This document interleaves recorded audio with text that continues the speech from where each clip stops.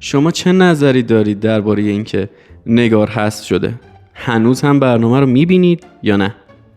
درود به همه، خوش اومدیم به این قسمت جنجالی از برنامه ما که قراره یکی از جنجالی ترین قسمت های برنامه عشق ابدی رو نقد و بررسی کنه. قبل از شروع بگم اگر به حواشی این برنامه علاقه دارید میتونید کانال ما رو سابسکرایب کنید و البته قبل از شروع اجازه بدین یک مقداری راجع به بچه‌ها صحبت بکنیم، بعد بریم سراغ کسایی که حذف شدن.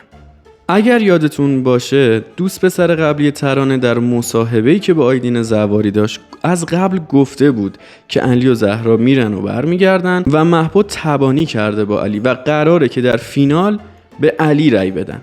و چیزی که در این قسمت من دیدم یه مقداری این صحبت‌ها رو تایید می‌کرد. زمانی که پرستوی صالحی پرسید نظرتون درباره رابطه علی و زهرا چیه؟ اولین نفر خب سیاوش شروع کرد به صحبت کردن و گفت برای من 50-50 و یه مقدار فیکه. اولین کسی که شروع کرد به دفاع کردن از این موضوع که نه خیلی قشنگ بوده کارشون و خیلی باحال بوده و متفاوت بوده و شروع کرد به دفاع کردن در حقیقت از علی و زهرا مهبد بود.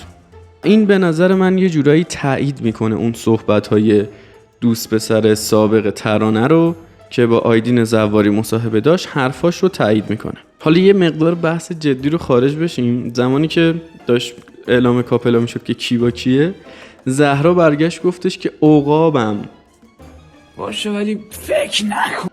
عقاب چرا آخه؟ یه پرنده لطیفتری به نظرم انتخاب میکرد بهتر بود. یه گنجی یه چیزی بود حداقل بیشتر به علی میومد. اما بچه ها به نظرم توضیح علی و زهرا برای حذف سیاوش کاملا منطقی بود. چی گفتن اونا گفتن به خاطر اینکه زمانی که خود زهرا رو حذف کردن به این دلیل بود که تایم زیادی اونجا بود و نتونسته که با کسی کاپل بشه، پس زهرا باید حذف بشه. زهرا هم دقیقاً همین جمله رو گفت و گفت چون که سیاوش بین مهراد و سیاوش، چون که سیاوش نتونسته کسی رو انتخاب بکنه و مهراد زودتر اومده، پس باید سیاوش حذف بشه. من اینو براتون باز کردم و دوباره گفتم که اینو در ذهنتون داشته باشین، یعنی این جمله زهرا رو در ذهنتون داشته باشید تا در آینده یه نکته دیگر رو بهتون بگم. و اما مهبدی که مهراد دوست صمیمیش بود، کسی که زمانی که مهراد در واقع اومد داخل برنامه اولین کسی که رفت پیشش باش سلام علیک کرد و گفت کجا بودی ما اینجا تنهاییم، شخص مهبد بود. بعد خود اونم دقیقاً به مهبد رأی داد. دلیل مسخرش چی بود؟ اینکه مهراد موقعی که میخوابه خور و پف میکنه. چه ربطی داشت؟ اصلاً دلیل مهبد برای حذف مهراد قانع کننده نبود. بعد از اون طرف، حالا مهرادو بذاریم کنار، دکتر فوق العاده دلیل مسخره‌ای آورد برای حذف نگار. چی گفت از اونجایی که مهراد گفته اگه بخواد از این برنامه خارج بشه همچنان تلاشش رو میکنه برای به دست آوردن نگار، پس رأی من نگار یکه. حالا این اصلا که مزخرف و غیر قابل درک بود. از اون مسخره تر رأی ماهرخ بود. ماهرخ چی میگه؟ میگه اصلا دوست ندارم نباشی ولی نگار یک. چرا اگر میخواید حضور داشته باشه داخل برنامه پیشتون باشه چرا به حذفش رأی میدید؟ کجاش منطقیه؟ بعد میشینید گریه زاری میکنید میزنید تو سر کله خودتون. اگه خاطرتون باشه من چند دقیقه پیش بهتون گفتم که این صحبت من درباره زهرا رو تو ذهنتون نگه داشته باشید. اینجا که نوبت رسید که بین نگار 1 و 2 رأی زهرا اعلام بشه، زهرا بدون هیچ مکسی گفت نگار 2، در صورتی که این شخص همون کسی بود که میگفت چون که سیاوش از قبل اینجا بوده و نتونسته کاپلی داشته باشه، مهراد دیرتر اومده، رأی من سیاوشه. اگه این منطق توه و درباره اون صدق میکنه، چرا درباره نگار همچین چیزی نمیگی؟ موضوع درباره شخصیت خودته که چی؟ که یعنی تو هم دنبال تیم کشی و رفاقتی و بین عدالت و رفاقت رو انتخاب کردی در این برنامه. نمیگم کار اشتباهیه، ولی میگم حداقل مثل بقیه که مستقیم اسم مهرادو گفتن و هیچ دلیل و هیچ بهونه‌ای نیاوردن برای حذفش، اینم همون موقعی که میخواست سیاوشو حذف کنه مستقیم میگفت سیاوش، دیگه توضیحی نمیداد که الان که موقع حذف نگار دوست خودش شده بدون مکس، بدون توضیح، بدون هیچ حرفی سریع یه نفر دیگر رو بگه. خب این منطقش درست نیست دیگه. معلوم نیست در آینده با یکی دیگه دوست بشه، رفاقت بکنه، به خاطر کی کسی دیگه ای رو حذف بکنه. بعید نیست دیگه همچین چیزی. بچه به نظرتون دکتر فاز ناراحتی گرفته دستشو اینجوری آورده بالا؟ اگه شما ناراحت بودین از حذف مهراد، چرا اولین نفر خودت بهش رأی دادی؟ بعد الان که داره حذف میشه میای اینجوری میکنی. واقعا این موضوعی که بچه‌ها یه نفر رو حذف میکنن بعد حالا اومدن نشستن داخل ویلا دارن گریه زاری میکنن اصلا قابل توجیه نیست. شما اگه میخواستید، اگه ناراحت میشدید از رفتن اون آدم، خب چرا اصلا رأی به حذفش دادید؟ چه دلیلی داره که بعد الان میخوای بشینی گریه بکنی؟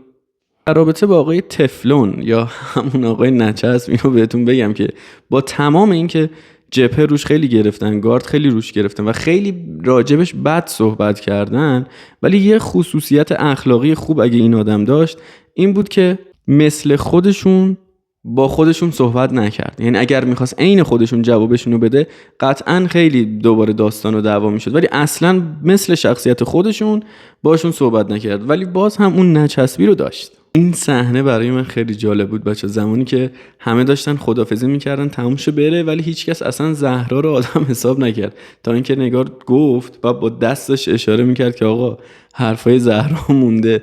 قیافه زهرا رو نگاه میکردی اصلا خودش من فکر میکنم ناراحت شده بود از اینکه همه ازش عین خیار رد شدن، اصلا بی توجه داشتن کار خودشونو میکردن. و ماهرخ چه سیس عقابی گرفته اینجا وقتی داره گریه میکنه، واقعا متوجه این اشکهاش هم نمیشم. میشینه تو صورت یارو میگه که این آدم برای من خیلی دسیسه چیده و خیلی حرکت ها رو من زده ولی من باز دوستش دارم. بعد این آدمیه که به حذفش رأی میده. الان کدومش راسته؟ اینکه دوستش دارین یا اینکه آدم دسیسه چینیه؟ شما به کدومش باور دارید که به حذفش رأی میدید؟ بچه‌ها از شوره های سر تناز که غافل نشدید داخل این صحنه. امیدوارم که کامل براتون واضح باشه در این عکس. حواستون به مادر طبیعت بود دیگه، اون پشت داشت با اون گربه بازی میکرد، غافل که نشدین ازش. قشنگ این صحنه، یعنی راحت میتونم بگم که اینجا الان آرامش قبل از طوفان بود، قبل از اینکه همه بشینن و صحبت‌های محدثه درباره شاهین رو بخوام پخش کنن. وقتی هم پخش کردن که اصلا کلا جو عوض شد، اصلا جو رفتن نگار و مهراد اصلا کلا یه طرف. بعد از این ویدیویی که نشون دادن هم کلا داستان عوض شد. شاهین خیلی باحال فشاری شده بود اینجا، میگفت یه چیزی رو بگم، نه نمیگم، نه بذار میگم. خون آوردی مشتی ما رو، اگه میخوای بگی خب بگو دیگه چرا اینقدر نه و آره میاری؟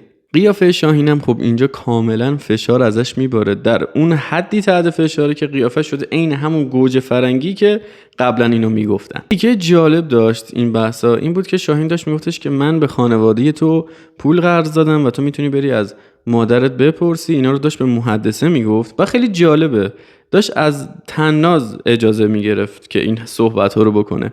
حالا گفت بعد نکته جالب ترش این که خود محدثه مثل این که از این موضوع با خبر نبود اصلا و یهو بحثو کشید سر جاهای دیگه. اونم میگفت من خیلی برای تو کردم و رسید به کلوچه که ما رو سر این کلوچه‌ای که این خورده ما رو سوراخ کردن.